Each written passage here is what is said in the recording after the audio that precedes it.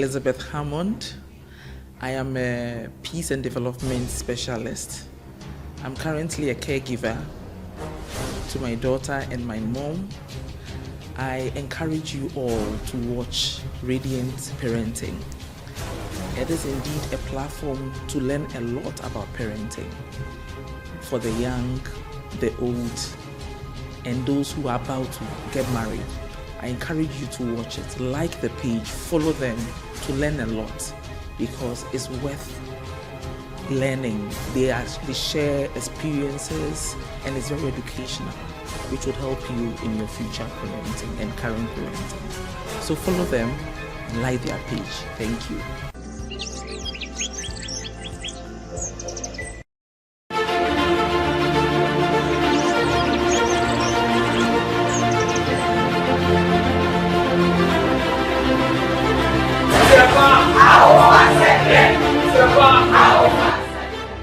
Opportunity presents itself. If you are having your menses and you are in pain and you look morose and your child comes to you and asks you, oh mommy, why are you looking like this? Are you okay? Is everything okay? Are you sick? Should I do something for you? Normally that's what they do. That is an opportunity.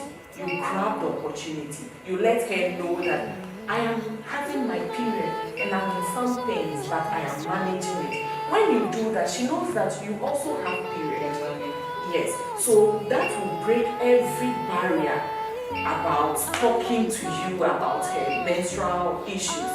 When she is having her menses and there is an issue or there's something she wants to talk about, she will remember that, oh, when you had your issue, you told her, so she can also confide in you. But when you don't talk to her about menses, maybe you actually taught her how to use her pad, you told her that she'll be having her menses, but you never even told her that you too have been having menses and you too have been having pains and all those things. She will not be able to open up to you. So we have to be able to open up to our children, make them understand that whatever it is that they are about to go through, we have been going through it for number of years. We've been going through it since our teenage years till now.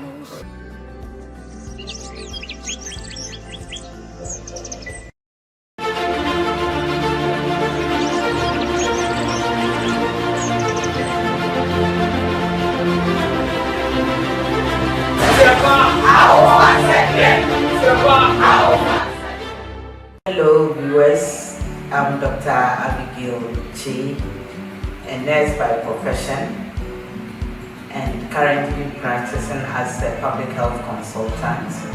I'm on Radiant Parenting. This is a beautiful program that is working out to impact generations.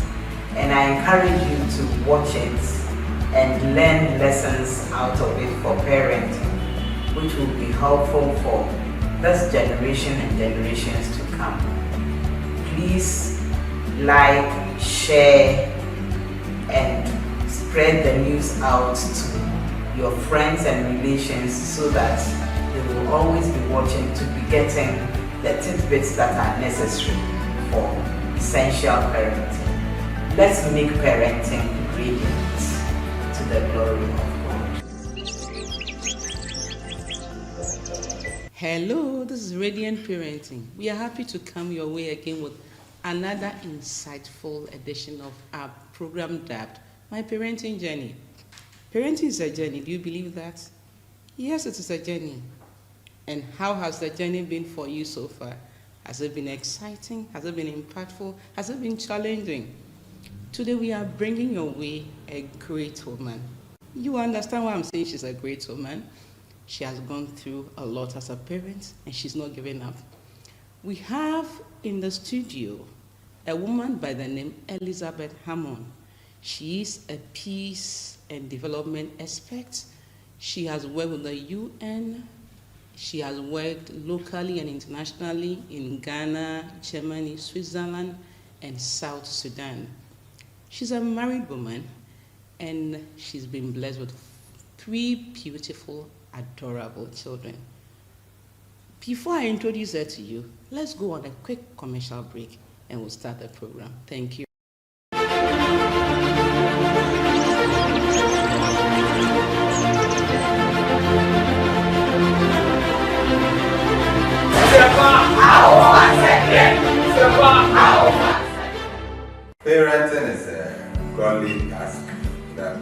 God graciously has given to us.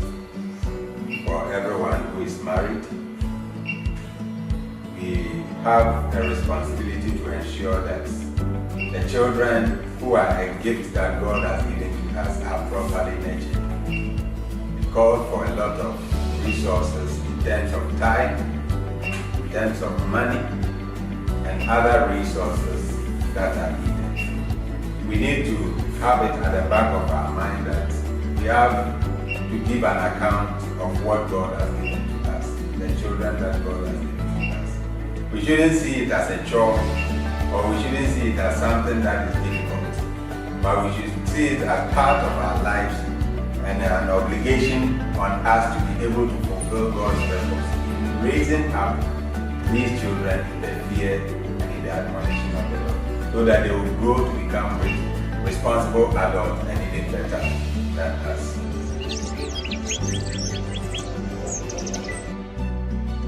Hello, you're welcome back to Radiant Parenting, and today our program is dubbed My Parenting Journey. As you already know, we have Mrs. Elizabeth Hammond in the studio with us.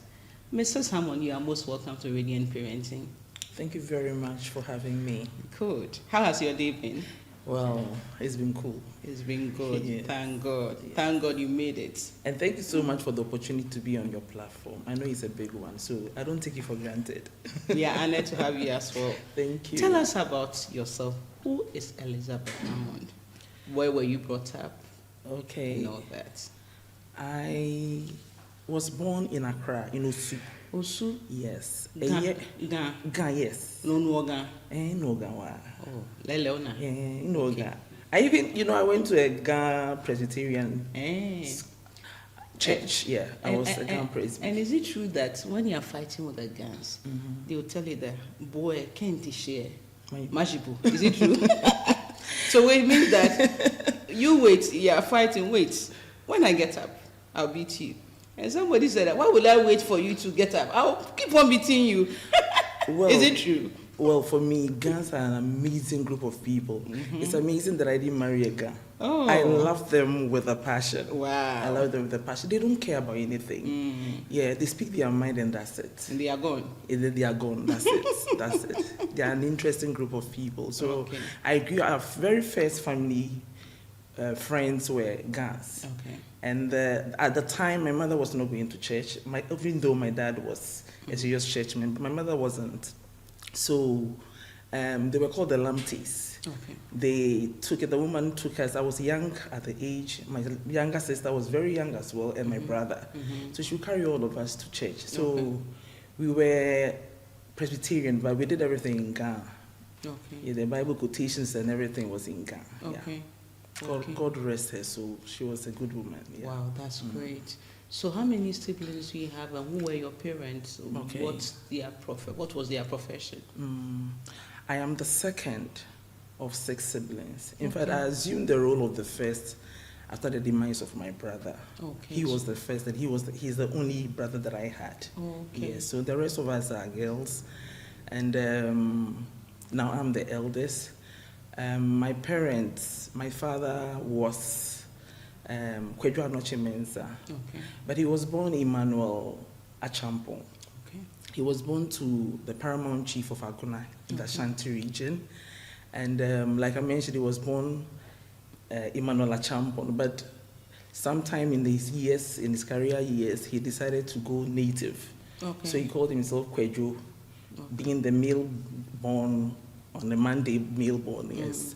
And then Anoche was the name given him. And Mensah, he was a third boy in his mother's, among the mother's children. Yeah, so before his early retirement, he was the chief administration officer. Okay. Like chief of the administration of the produce buying division then. Okay. Yeah, of the cocoa marketing board. Okay. Yes. Okay. Now I understand it's called Produce Buying Company. Yeah. Yeah. So prior to his early retirement during the revolution, he had to retire as early. Okay. Yeah. And then eventually he became an apostle. Yeah. So when he became an apostle, he went in which church? Okay, it's like a faith evangelistic Ministry, Okay. yeah. They do a lot of preaching. So they Okay. do evangelism more. And he was focused on prison ministry. Ministry. Evangelism, yeah. Mhm. So before he died, he assumed his name again. He called himself Emmanuel and Philip. I think he was pursuing Philip. He was trying to follow the Philip's In the ministry, Bible. yeah, in the Bible. So he died Emmanuel Philip Anochimensa. He didn't go back to that champon. Okay, Yes. that's interesting. Yes, it's interesting. And my mom was my mom is alive, but she was born Dora Amabrago Frempong. Okay. And so she got married and called herself Dora Anochimensa. Mhm. And my mom was also, in fact, they met at the Cocoa Marketing Board. So Okay. she was working under my dad. Mm. She was administrative officer. So they were doing te. Yes, so that's where it started. So that was where they started. And that is why we found ourselves in Accra. Okay. My grandmother had a family house. My grandmother was cool, so they had a family house at Adabraka Official Town. So Okay. it was good. So we didn't go anywhere. We were just Accra-based Accra. people. Yeah. Accra, wow. So has your upbringing affected your parenting style in any way? In other words, what kind of parents were your parents? How did they parent you? Were they strict? Were they lenient? What can you say about that? And has that affected your parenting style too? My mom was, I would say, well, in terms of parenting style, I would say she was authoritarian. Authoritarian. Do as I say, yes. But I would say like a 60% authoritarian Mhm. and then 40 permissive. Sometimes she allows us, Okay. because we used to play together when we went to this boarding house, whenever we came home. So what song is in vogue, what dance is in vogue, and she buys the music for us and we dance together. Wow. So, and the next minute she can switch, you know. But my dad was the, permissive type. He allows us to speak our mind. But of course, he also applies some authority. He had to, you have to respect authority. He wielded that kind of authority, which was good. So, of course, one is shaped by the experience that you have in life or by your environment. And so, growing up, that really impacted my parental life. I decided not to be like my mother. Okay. Why? Not to be like my mother in that authoritarian, but unfortunately, sometimes I see myself being authoritarian. Yeah, that's what my daughters tell me. I see myself being an authoritarian sometimes. And I think it helps, depending on the stage where the children are. You would have to know which style to apply. Yeah, so I'm authoritarian and permissive. Combined. Yeah. Because of the kind of parenting you received. Yes, because of the kind of parenting I received. My childhood I have fond memories of my childhood. So tell us some. My dad, I don't know, but he wanted to raise a special kind of children. Probably he didn't get that kind of. So he made sure that every other week we had fun. We went to LWAC to, watch Chinese acrobatic display. He would take us to the trade fair, Kingsway, or else we went to the dentist every month. We went to wash our ears, the library, he had a library in the house. So he had his own kind of, plan for his children. And thankfully, it was a good home. We enjoyed our lives. Sometimes you went outside too? You traveled outside? Yes. Ghana with him too? Yeah, for outside we were unable to. He did. Okay. Yeah, at a point he had to go. I think in the UK, the CMB has a place there. He was cool. We went on a course, and he had to go with us, but he couldn't. Okay. Yes, I think that was one reason why my mom decided not to join him in the church again, because he was more focused on his church. Yeah. Yeah, that's it. So your childhood was interesting. We were very happy-go kind of children. Happy-go kind of children. Whenever my mom, applies a strict life, okay, everybody will be quiet. Or sometimes you just find a way, an avenue to run away, But I know it was a good upbringing. Excellent. We were a happy family, yeah. Excellent. Thank God for your parents. So, before you gave birth, what were your expectations? How many children did you have in mind when you got married? And then, how prepared were you to become a parent? Did you have any kind of training? Did you read any books? Yeah, for childbirth, I had in mind to have four, 1 boy and 3 girls. Why is that number? Yes, and when you're growing up, you have this dream of, I must have like 7 children, so I was thinking of like a van, we are owning a van, a 7-seater van for the help, and then you and your husband, that kind of a thing, yes. So that was my plan, and I almost had it, yes, because I miscarried 1 boy. So I was going to have the 4. Okay. In terms of parenting, or in terms of childbirth, which one would you ask me? How prepared were you? For the childbirth or parenting? For parenting. For parenting, I had in mind that I was going to be much better than my mom. I was never going to be authoritarian. I'll make sure my children are free, they are outspoken. My plan was to raise outspoken and confident children. And not disobedient, but respectful kind of children. And I didn't realize that the parenting style that I got, it was not fit for the 21st century child. In our time, sit, you will sit. In the 21st century child, sit, why do you want me to sit? Why? You would have to explain, So I wasn't prepared for that. But it requires that one should learn. Good. So you will learn a lot. Sometimes in confrontation, they are like, "Mommy, why are you screaming?" They will ask you, "Why are you screaming?" just be calm, please. You're shouting, and you are serious about it. So, so I'm applying. We are friends. Yeah, my children and I have been friends for a long time. That's great. Yeah, that's great.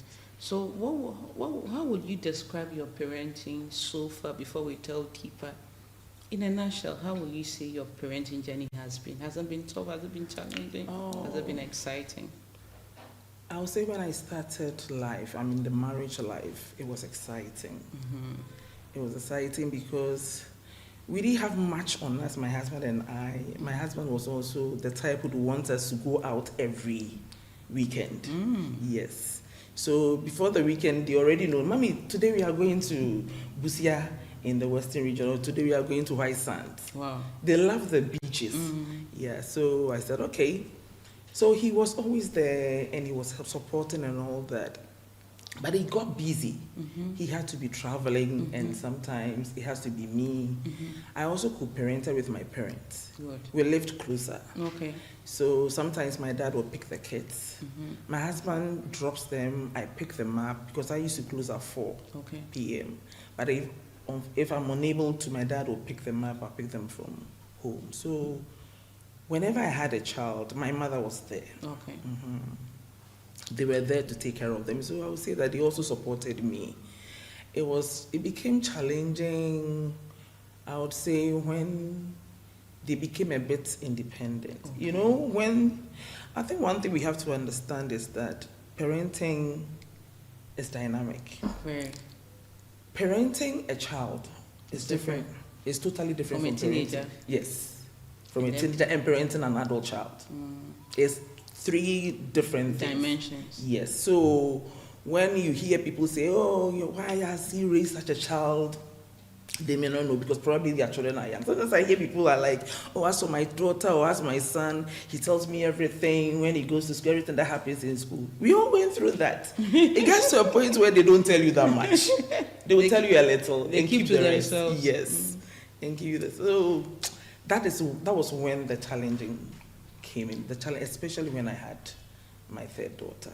3rd daughter, good. Can you tell us about her? What about her? But before you go to the 3rd daughter, tell us about the first 2. Where are they now?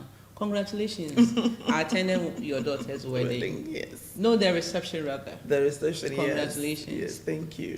Thank you. How was the experience being a mother-in-law when she told you that she's found somebody? How did you manage all that? A little bit of that with us. We want to know. In fact, at age 21, I told her at age 21, she should tell me who. Age 21? Yes, 21. Isn't that too early? It was too early, but I just wanted to know. At age 21, tell me who is there, So at age 21, I said, "Mommy, I still have not found anyone." Yes. And I said, "Don't worry, you are even in school, so..." And she read medicine, so she had a long period of time to. And then at a point, before she decided to study medicine, she was in the University of Ghana. She never liked her course. She is science-oriented. She never liked it. So when she got to the third year, she decided to take a leap year.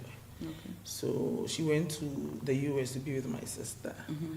Yeah. So I remember my sister's husband, my brother-in-law, called me and said, "Hey, your daughter has a husband, oh." And I was like, "Which husband?" So, jokingly, I asked her, "Who is this particular young man?" And he said, "Oh, we're only in a group, a prayer group. Mm-hmm. Yeah, it's a youthful kind of prayer group." And I knew him in Ghana, so we were surprised that we all met at Charlotte in the US. And that was it. Mm. Yeah, so later on she said, "Oh, mommy, you know that this guy, I've been praying, but this guy also told me that he's been praying and he thinks I'm the one." And I also think he's the one. Yes. So He thinks I'm the one. yes, I also think he's the one. So Okay. I realized that I think she told him to be calling me. So from time to time he'll be calling me. Really? Yes. He's that bold? Yeah, he's very bold. I like him for that. He's very confident. Who was Yes. calling you? He's very confident. Mhm. Yes. And when you met him, did you think he was the one? Okay, so Did you have any misgiving, or you were okay? When he calls me, we try to. I have always said that I don't want my children to be like our kind of when you meet a husband. I will want them to discuss, important issues like keeping our finances, like family visits when you live together, like our career, would I be working, would we require help and all that. So I wanted their relationship to be issue-based more than the romantic base. So he calls me and I'm like, "Today we are going to discuss a topic on domestic violence." So Really? Yes, I discuss domestic violence. We'll discuss. I just want to know his view. How about you sharing the kitchen with your wife if she's tired? How about physical changes if your wife becomes bigger than you expect? Or what do you? So, all that. Yes, I have been discussing that. So each time that he called, I said, "Next time we'll be discussing this." So he comes prepared. Yeah, I needed them to be discussing all that. They are very important. That's a good lesson for me. Yeah, they're very important. We were like, "Oh, I miss you, our time. I miss you. How That's are you all. doing?" And it's supposed to be like that. It has to be serious business. When we get married, family visits, how long should they stay? Would you accept, like, giving our parents money? Would you, there are some things that are counseled by the counselors or marriage counselor, but some of the things you would have to find out before you get married. Exactly. Yeah, so I instilled that thing in them and it worked. Wow. And I traveled to the US and he lived in Charlotte. My sister was in Charlotte, so we met. I met him. Finally. Yes, but he used to visit my sister because my daughter used to be there. So I met him and I was excited. Oh. I liked him. Congratulations. Yes, I liked him. He's yeah. a nice young man. Okay, that's fine. So that's about your first daughter. And the second, where is she now? The second daughter is about pursuing her master's degree. Okay. Yeah. Amazingly, she was born a quiet person. So you see how we raise the children. She was born a quiet person. The first one was hyper a bit. But when the first one went to the high school, she went to Ghana High School. Okay. The second went to International High School. Ghana High School. A Ghana boarding secondary school. Okay. And then she went to an international school. Okay. So I saw that there was a difference. The one who went to the Ghana secondary school came out quieter. Okay. Akoso used to be hyper. Now she's like Subdued, yeah, kind of. suppressed sort of. Mommy, I can't go. Let me go with mom. I can't go. So I noticed that change. The one who was rather quiet became confident and outspoken, like what I wanted in life, in my children's life. So, and she has grown to be that girl, that young woman. She knows what she wants. She knows, and very resourceful. Wow. Yeah, so she it's around after her high school. She also went out for a while and she came back, continued at HASC. She did her service. She did some internship. She knows what she wants, so I have to do an internship in this area. That's fine. Yeah, so that it can help me in my master's program. So she's yet to Start a master's degree. Yeah. Good.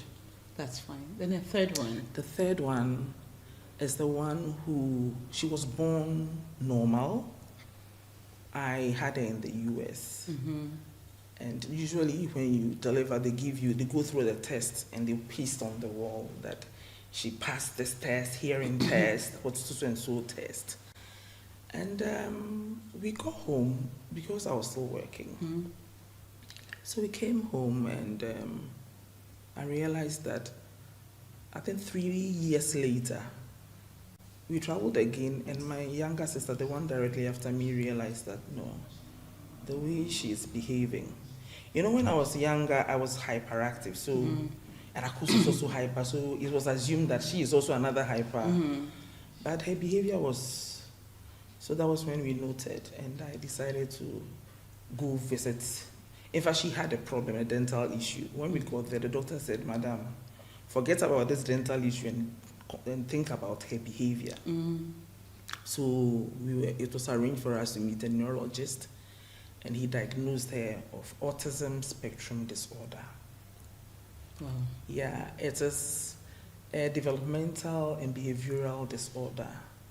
So sometimes what it means is that they are unable, there are some of them, they are unable to express themselves, they have speech delay, they have behavioral problems, and it's difficult. Yeah. Because if you do not understand them, it triggers their tantrums. And they can, you know, do anything. She was hyperactive, so she was also violent. She would pull down everything. Everything. Yes. She would destroy everything.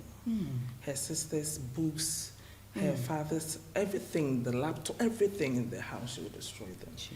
And the way it is, you feel so abandoned because everybody, you know, people are isolating themselves from you. Yeah. Like I mentioned to you, my parents co-parented with us. But it got to a time when you take Paula, my mom would say, "Come for your daughter. Because it was too much. And I can understand everyone. So as a mother, my husband did not understand. So initially, it was really affecting the marriage. So I was alone with this daughter. Yes. Who would understand her? And, you know, so you go through mental, emotional stress. You go through even physical stress. You go through financial stress because it requires money. Wow. When she points to something that she wants and you are unable to buy it, it means that shop, she has to raise down that shop. Really? Yes. So it was difficult. Jesus. And we decided to take her to the mainstream school because at the time people did not understand what, the awareness was not there. The autism awareness was not there. It wasn't there at all. So we took her to a mainstream school, and there was a teacher, a particular class that she went, I think at the KG. That teacher was very good. So I decided that she stayed on, even though my husband thought that, okay, if she has to move on, she has to move on. But because of the care that she gave her, yes. And eventually the teachers were like, she has to move on. She moved on to the next class, and I was called a couple of times that she had hit someone, she had done this. So it affected even my own self-care. Wow. Yes. There were times that I go to the office and I had forgotten my handbag. Yes. Because by the time you drop them in school, it's like you've gone through a lot. I remember one time we got to school at 6, because my work used to start at 7:30 a.m. Meetings, we used to have program management meetings at 8 a.m. You get to the school around 6 something, you have to wait for the teacher to come, that particular teacher, so you can hand it over. And I got to the school, my get down, and they are like, "Mommy, I can't get down." Paula threw my shoes away, so I also threw hers away. One of your siblings? Yes, the second one. Oh God. They are always fighting. So all you say is, oh, stop it and all that. I didn't know this happened. So now where do I find a shoe at this time of the day? We have a meeting. So it really affected me so badly. I was never myself, you know, and it really affected the other two. Whenever they had homework, they usually used to put it on the bed for me to review and sign. By the time you say Jack, she had destroyed all had destroyed the others. That's a tough one. It was a tough one. Very when tough. you pick her from school, she has to play outside. She was very outdoor. You play outside.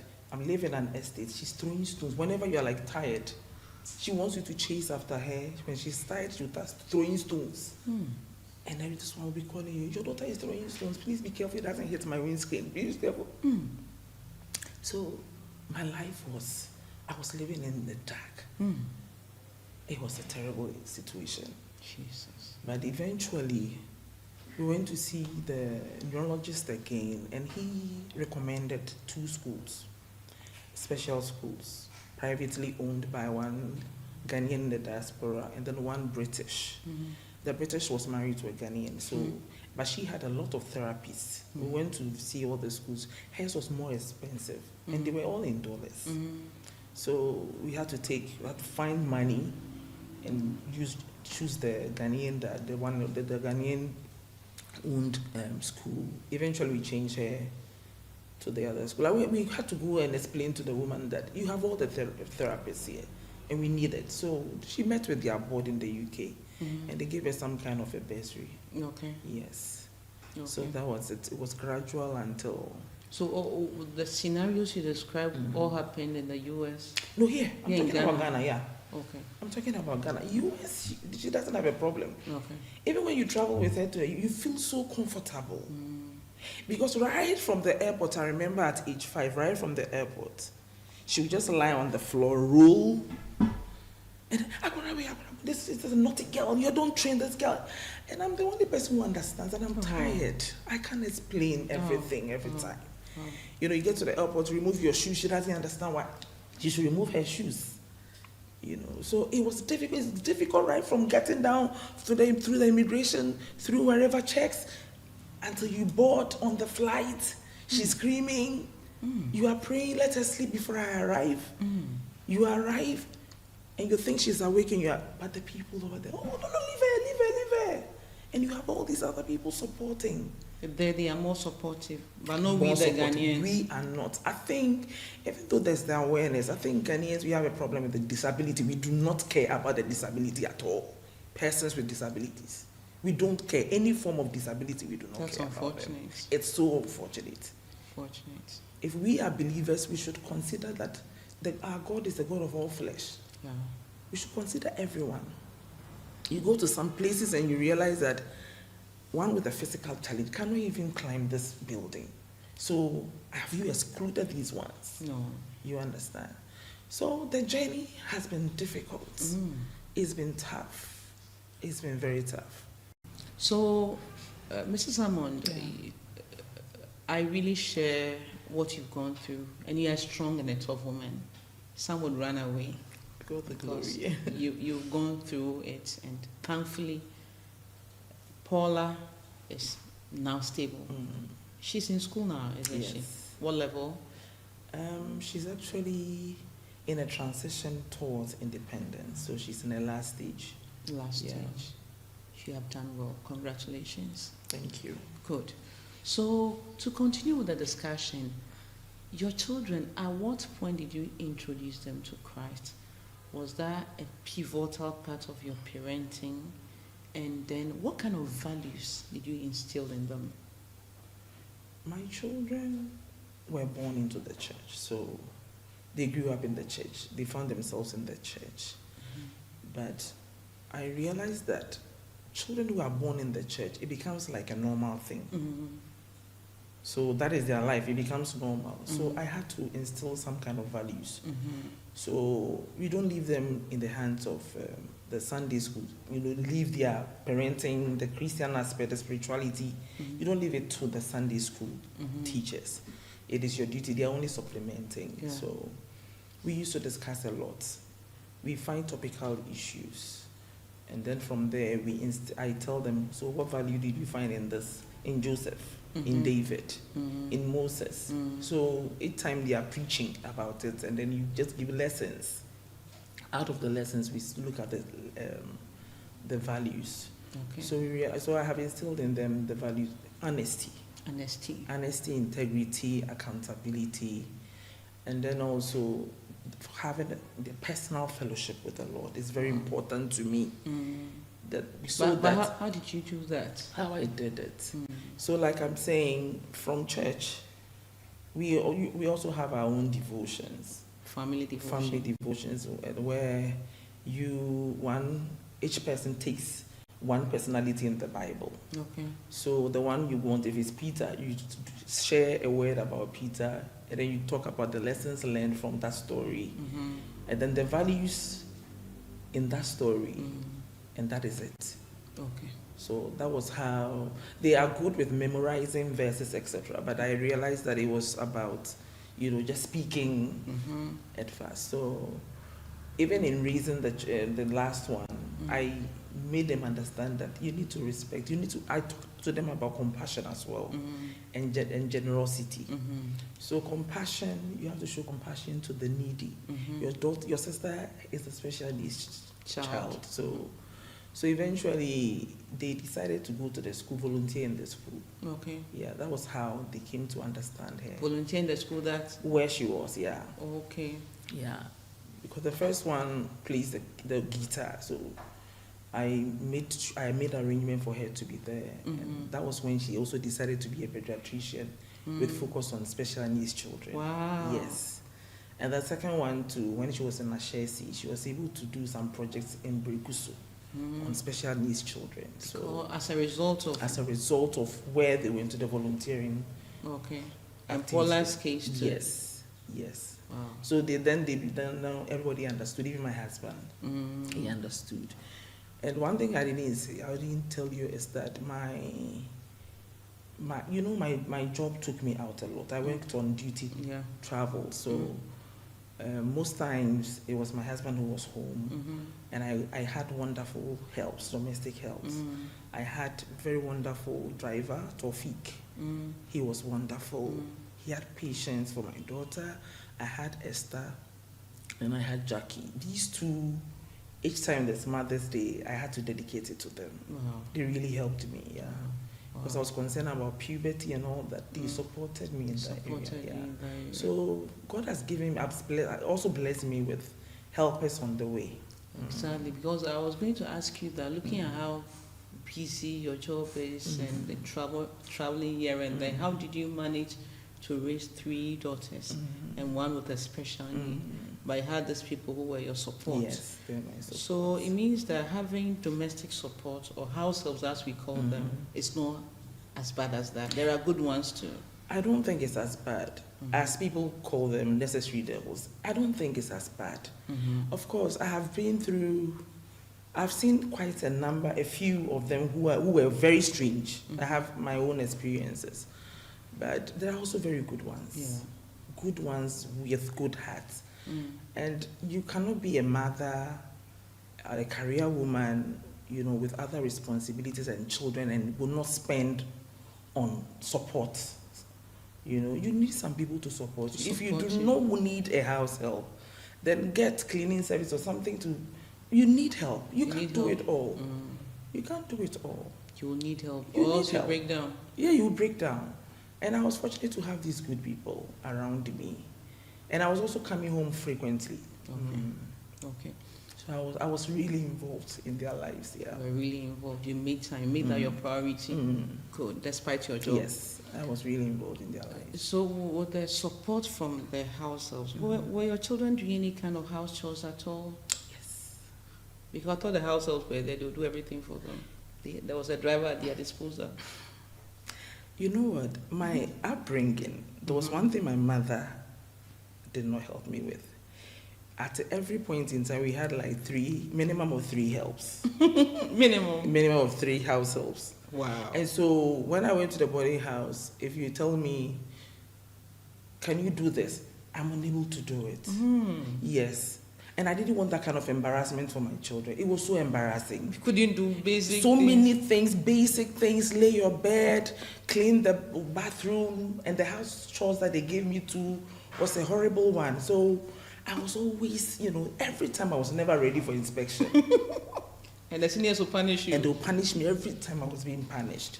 So I said to myself, I will never raise such children. Yeah.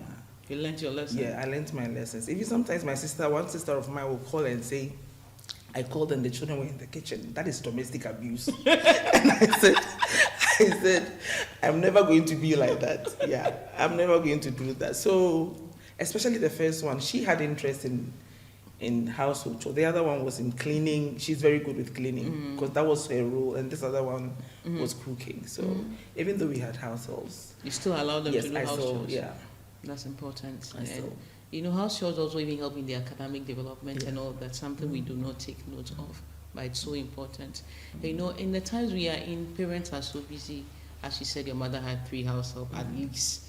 And some people are practicing that, and it's really detrimental, as you have experienced, to their children as they grow up. Because household does so many things for you. If you do Montessori, for example, practical life is a key component of Montessori. Practical life is house chores. Yeah. And then, why did Dr. Maria Montessori introduce that? Because it helps with the cognitive development of the child, the independence of the child. It builds up the confidence of the child. So you learn this naturally and grow with it. So parents, let's beware. Let's get our children to do house chores. They love them too. And for me, what I realized that the earlier you introduce them to house chores, the better. The better. The better. Even though children come with their own uniqueness and they come with their own personality. Sometimes, like my middle, the second one, she is not too interested in the kitchen issues. But she's interested in the cleaning.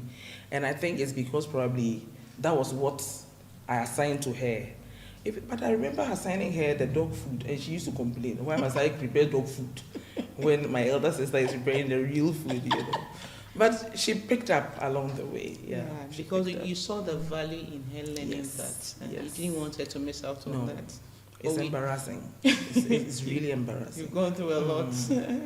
Your mates will not know that you have changed right now. It's really embarrassing. Oh, so because of that, you asking, how did you prepare your shit? How did you prepare this? So you learn. So I developed interest in it. Yes, I developed interest in cooking. That's good. I wanted to try everything, so I did too. You've done very well. So, as your children were also growing up, Mrs. Hammond, how did you manage their screen time? Screen time. What did you do? At what age did you give them mobile phones and all that? Did you have any restrictions at all? In their earlier days, they were in a school. I wanted them to go to my primary school in Dansoman. So I went to Martin Forest. It's in Dansoman, yeah. I know Martin Forest. Yes. So I wanted them to be there. And I had the driver. Sometimes they take a phone from the school and call and say the driver is not here. And I had already closed, so I could have even gone to pick them up. And so I decided that I would give them a phone. I think the first one was 12 or 8 or something. Yeah, 8, and the other one was 5. So I gave them phones. And those phones were not Android. They were young phones. Those old Mobitel and things like that. So they were using it to call me. But at home we had a computer. So whenever they had assignments, they were using the computer. The one who was introduced earlier was Paula. Okay. Yeah, because I needed my peace. I had to find a way of keeping her attention. I saw that the remedy, the laptop was helping. Yeah. The iPad was helping, yeah. Okay. Besides other support that I got. Okay. But at least you didn't allow them to use it overly. No, this is a general computer for general issues. So you would sit behind. Everybody sees what you're doing. So that is it, yeah. You sit behind. Exactly. But I do not really have restrictions when it comes to screen time, phones, etc. I don't really. It just worked out for me. That's fine. It just worked out for me. That's great. So, being girls too, I know there'll be sibling rivalry. You know, I loved when he said that. One of them said, Paula, threw my shoe away, so I was looking yes away. How did you manage sibling rivalry? You know, like I was saying, that sometimes Paula will pick their books. And to Paula, she wants them to chase after her. She enjoys that. You know, it's fun. So chase after me, catch me, you know. And they will also not catch This is not about catch me issue. This is a serious business. It's my homework. So I remember one time, the first two, they called me. Mommy, we want to talk to you. in a meeting. They said they were inviting me into a meeting. Okay. So I said, what is it? Mommy, we see that you are not being fair with us. All your attention, everything It's Paula. is Paula. When she does something bad and report it to you, you don't do anything about it. You only scream. But it doesn't really matter. The next minute, you are nice to her. So I told them, I explained and explained. You see, so that was one reason why I said, these children, you must go volunteering in that school. I went to tell the headmistress, I said, you know what, I want my daughters to understand. And I could understand their concern because they also had needs. But my focus was on one person. So as I mentioned, I had my own stresses. It was difficult.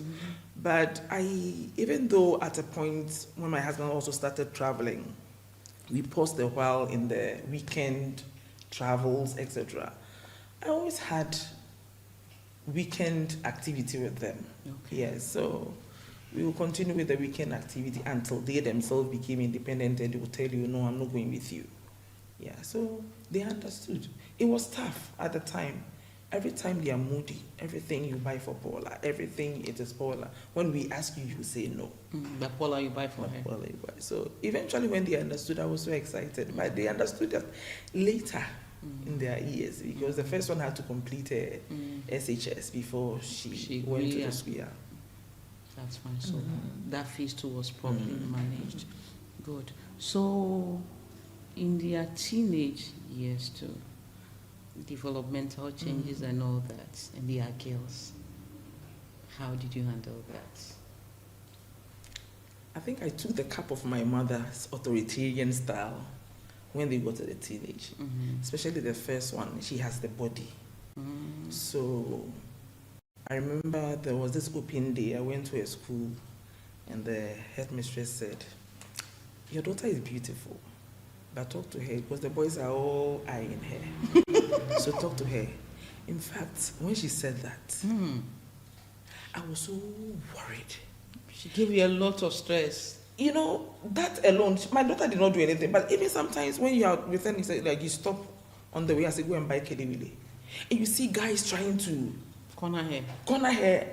And I was like, no, I will not allow this. This one, I have to be serious. Sometimes even church members, the youth, they will come, she will go see them off and so I will come outside and I'll be waiting for her.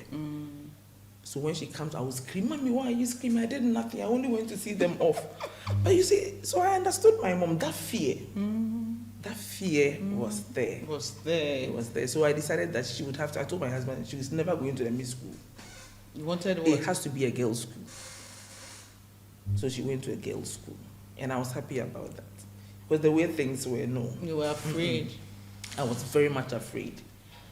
And when it happened to the second one, to when she was pregnant, I was also concerned. So the eldest was the one telling me, when she traveled outside, she said, Mommy, you have to talk to the second one, because sometimes when you're on your own, you may be a Christian, but if guy is not taking, Mommy, you do something bad, especially when you're on your own. I know what I'm talking about. That's what she was telling you. Mommy, I know what I'm talking about, so be watchful. She was telling you that? Yeah, she was. These children, they talk to me like they are classmates. You know? Be watchful. Be watchful, Mommy, be watchful.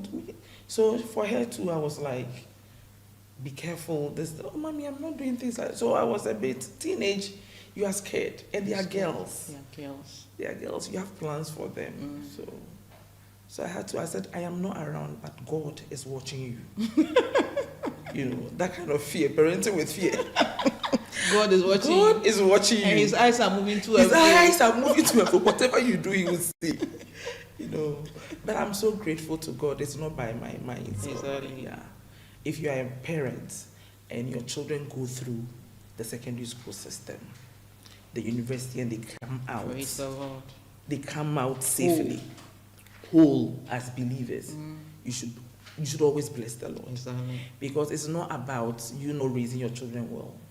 Things change. Things change. And so these days, they go and they're introduced to it, shito. They give them shito with so many things mixed up in it. And then they are interested, what the shito you gave me, and that's it. And they continue from there. So we have to be grateful to God. Even after coming out, the spouses that they find for themselves. I know somebody whose daughter's spouse, introduced her to something else, to drugs, Jesus. So it is a continuous prayer, continuous learning, continuous intercession. It doesn't end. It doesn't end. It doesn't end. It's a tough journey. It is. But thank God for your life. It is. For some reason, each time I'm going through challenges, God Himself finds a way to increase my capacity to handle the situation. Handle the situation. That's it's amazing. Grace at work. Yes. His grace is indeed sufficient. Because the Bible says that when sin abounds, grace superabounds. Yes. So when the challenges come, yes, the grace multiplies. Yes. That is when you are willing to depend on Him. Yes. That's why Paul said that when I am weak, then I am strong. I am strong. When I'm weak, then I am strong. Exactly. Exactly. It's been interesting. Good. So how do you spend, you've said a lot about your times that you share together, but can you still tell us a bit more about things you do together as a family? Aside of going out, do you have some family games, storybooks you read and all that? Can you share with us? Okay, besides that, we love outgoing. That is a thing. When we come home, it's about chatting, and today's kind of fun time is a bit difficult in the sense that when they were younger, it was easier. But growing up, they've locked themselves in their rooms. They're on the phone. So you would have to make that effort that today we are having family time. Family time, yes. Everybody put your phone Everybody down. put your phone. That is why going out has been successful for us. Because once you take them out, that is when you are chatting as you sit there and you tell them, no phones, we are not touching our phones. Oh, so you have to give that rule? Yeah, we give that rule. Whoever touches the phone, we will give you a slap or something. Yeah. A slap? Yeah, they will all come up, okay, mommy, so whoever touches their phone will do this. So that is what, and the father will be the guilty one. How do you slap him? So we've had our own time together. We do really have time together because they are like friends. Everything you discuss with them, even when you have a challenge with your husband, they are like, that is up to you. It's your own matter. That one won't come in, you know. So that's a beautiful family. Thank God. Hello, I hope you are enjoying the session so far. I'm learning so much because she has gone through it all, gone through raising a child with a special need, and God has helped her to do that successfully. So we'll go on a quick commercial break, then she will give us her last word. Stay tuned, we'll be back soon. Thank you.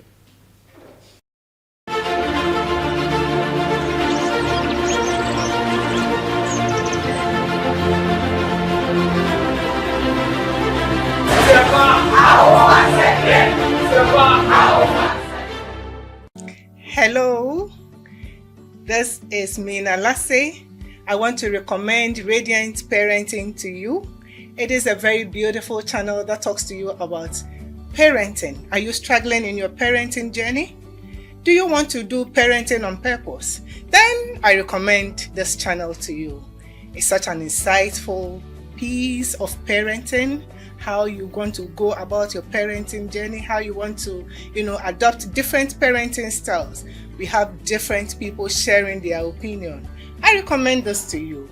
Please subscribe to our YouTube channel and like our Facebook page.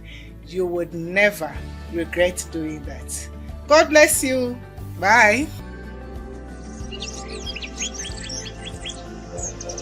Hello, welcome back. This is Radiant Parenting. You are watching our program dubbed My Parenting Journey. And we are having a great and insightful session with Mrs. Elizabeth Hammond. She shared a lot with us, and it's so interesting how she's been able to manage and raise a beautiful child with a special need. She didn't throw in the towel, she did not give up. So you must not give up as a parent. Mrs. Hammond, we've learned a lot from you. Thank you so much. Your last word, what will you tell parents of today, especially those who may have children with special needs? What will you say to encourage them? Okay. To my fellow parents with children with special needs, I want you to understand that children are a gift and a heritage from God. Parenting is a ministry, and so do not lose hope. When they are young, it's difficult, but somehow as they grow, they tend to grow gradually out of it. I think that if your situation is bad, you need to seek help. Seek help, informational help. There are several trainings because we do not understand where this is from. So it's a constant learning journey. You need to seek help, read about this kind of disability or special needs, and then also find support groups. One thing that helped me a lot was a support group that I found myself in. We were parents with autistic children, and we used to have webinars where people with expertise in some areas came to talk to us until I realized that dieting was key. So please, you need to find support groups. You need to find informational groups as well. They are everywhere on social media. I mean, almost everywhere, every group.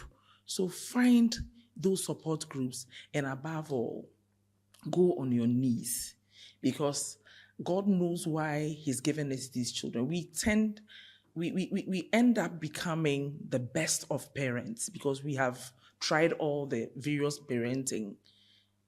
So that is what I would encourage you. God is with us in this boat, in this storm.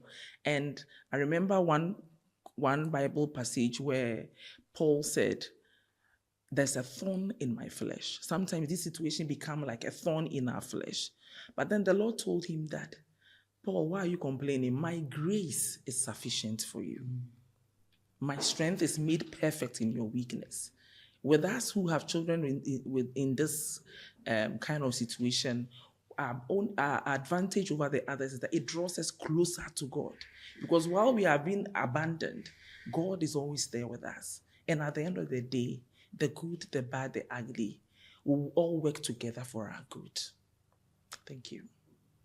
Thank you so much, Mrs. Hammond. Thank you. God bless you. Greetings to the family. Thank you. Hello, viewers. I hope you have enjoyed the session. Thank you so much for joining us. Don't forget to like, share our page, and follow us on Facebook and on YouTube. Thank you so much for joining us. Till we meet again, this is Gifty Ajamine at Radiance Parenting. Thank you.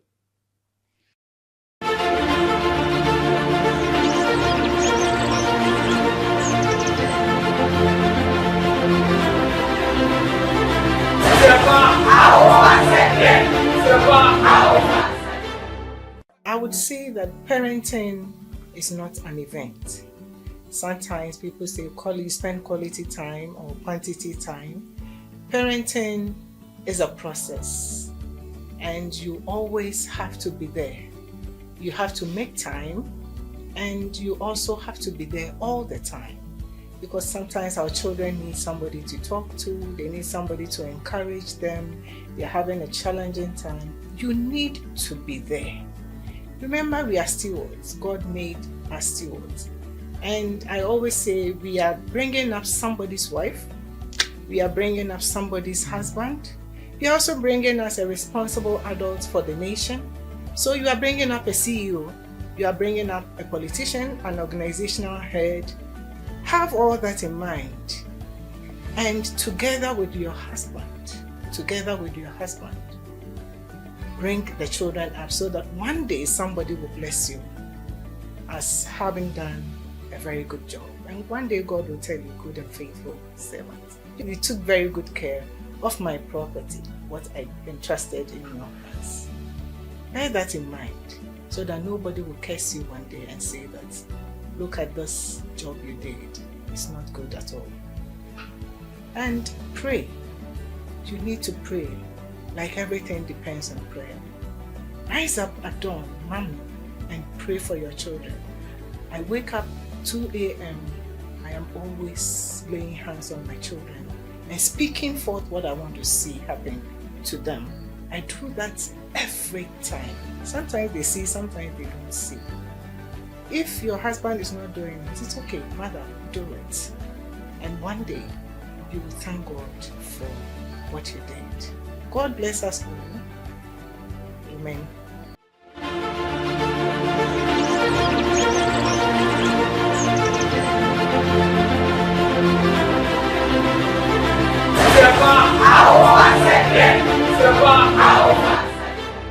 Opportunity presents itself. If you are having your menses and you are in pain and you look morose and your child comes to you and asks you, oh mommy, why are you looking like this? Are you okay? Is everything okay? Are you sick?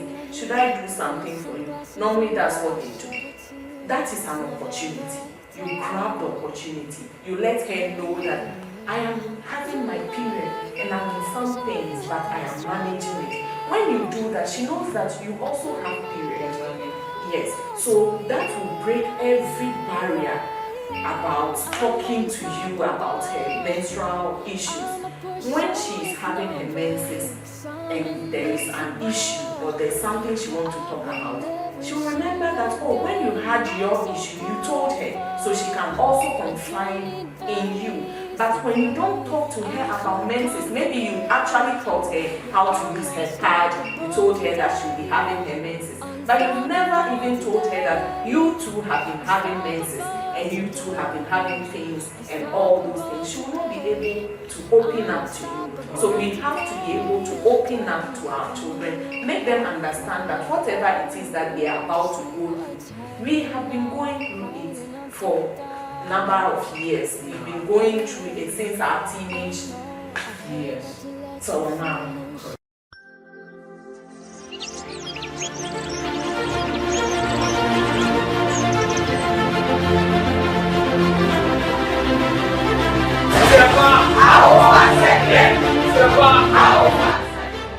Hello viewers, I'm Dr. Abigail Chi, a nurse by profession and currently practicing as a public health consultant. I'm on Radiant Parenting. This is a beautiful program that is working out to impact generations. And I encourage you to watch it and learn lessons out of it for parenting, which will be helpful for this generation and generations to come. Please like, share, and spread the news out to your friends and relations so that they will always be watching to be getting the tidbits that are necessary for essential parenting. Let's make parenting radiant to the glory of God.